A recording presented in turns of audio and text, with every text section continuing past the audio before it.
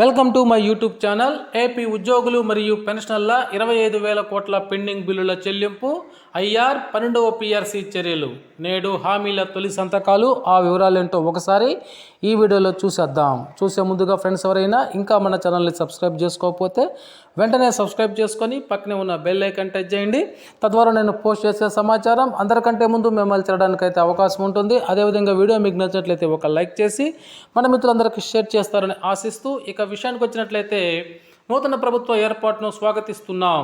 AP JAC రాష్ట్ర నూతన సీఎంగా చంద్రబాబు, ఉప ముఖ్యమంత్రిగా పవన్ కళ్యాణ్ వారి నేతృత్వంలో ఏర్పాటైన నూతన ప్రభుత్వాన్ని స్వాగతిస్తూ శుభాకాంక్షలు తెలియజేస్తున్నామని ఏపీ జేఏసీ రాష్ట్ర chairman Sivareddy, secretary general G Hrudayaraju బుధవారం ఒక ప్రకటనలో తెలిపారు. బుధవారం జరిగిన ప్రమాణ స్వీకార కార్యక్రమంలో పాల్గొన్నాం. గత ప్రభుత్వంలో కోల్పోయిన హక్కులు, ప్రయోజనాలను పునరుద్ధరించాలి. 12వ పిఆర్సీ అమలుకు ముందే ఐఆర్ ప్రకటించాలి. 25,000 కోట్ల బకాయిలు చెల్లించేలా చర్యలు తీసుకోవాలి. సిపిఎస్ రద్దు దిశగా దృష్టి సారించాలి. మెగా డిఎస్సి నిర్వహించాలి. విద్యారంగాన్ని అస్తవ్యస్తం చేస్తున్న 117 జీవోను రద్దు చేయాలి.